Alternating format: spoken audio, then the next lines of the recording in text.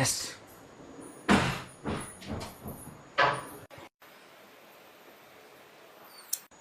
Mummy నాకు ఒక 30,000 కావాలి. నీ దగ్గర ఏమైనా డబ్బులు ఉన్నాయా? 30,000? ఎందుకు? ఎందుకంటే కొంచెం మోర్కి వెళ్తాను, ఇంకా కొంచెం షాపింగ్ ఉంది అందుకని. నీ దగ్గర ఏమైనా ఉంటాయి ఇవ్వు. 30,000?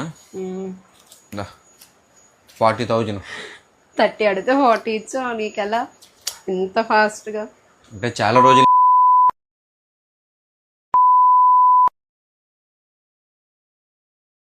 చాలా మంది మంచి ప్రిడిక్షన్ కూడా చెప్తాను అనమాట. అందరుగా మంచి విన్ అవుతుంది. వాళ్ళతో పాటు నేను కూడా విన్ అయ్యి డబ్బులన్నీ సేవింగ్ చేశాను. సేవింగ్ చేసి ఇదిగో నీకు 40,000 ఇచ్చాను. సో మళ్ళీ కూడా నేను ఆడుతున్నా కూడా నేను కూడా. సరే మళ్ళీ సంపాదించా, నేను మళ్ళీ షాపింగ్ అడుగుతాను నీకు. ఓకే గైస్, చూసారు కదా. సో మీకు కూడా ఇంట్రెస్ట్ ఉంటాం ఆడి మంచిగా విన్ అవ్వండి. చాలా మంది కూడా విన్ అవుతున్నారు కూడా. ఒకరు విన్ అవ్వకపోతే హ్యాపీగా మీరు బయటకు వెళ్ళిపోవచ్చు, ఎందుకంటే బయటకు వెళ్ళరు. మంచిగా విన్ అవుతున్నారు. మనం నేను చెప్పే ప్రెడిక్షన్. మేము కాన్స్టెంట్ నిఘా పెట్టాము సోషల్ మీడియా మీద.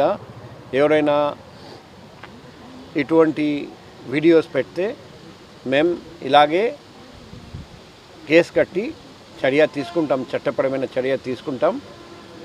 పబ్లిక్కి కూడా రిక్వెస్ట్ చేస్తున్నాం, మీ నాలెడ్జ్లో ఇటువంటి వీడియోస్ ఉంటే online betting app, cricket betting app promote చేస్తున్న ఎవరైనా వీడియోస్ పోస్ట్ చేస్తే మా దృష్టికి తీసుకురండి.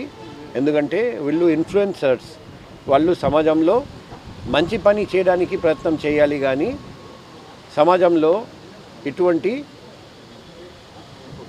మహమ్మారి లాంటి క్రికెట్ బెట్టింగ్ ప్రోత్సహిస్తే ఎటువంటి పరిస్థితుల్లో సహించేది లేదు. యూట్యూబర్ నాని మీద నిన్ననే కంప్లైంట్ వచ్చింది. కంప్లైంట్ రాగానే కేసు కూడా క్రిమినల్ కేసు రిజిస్టర్ చేయడం జరిగింది. ఇప్పుడు దర్యాప్తు చేస్తున్నాం. ఇంకా కొందరు ముందుకు వచ్చి కంప్లైంట్ ఇస్తున్నారండి. ఆ కంప్లైంట్ కూడా సేకరిస్తున్నాం.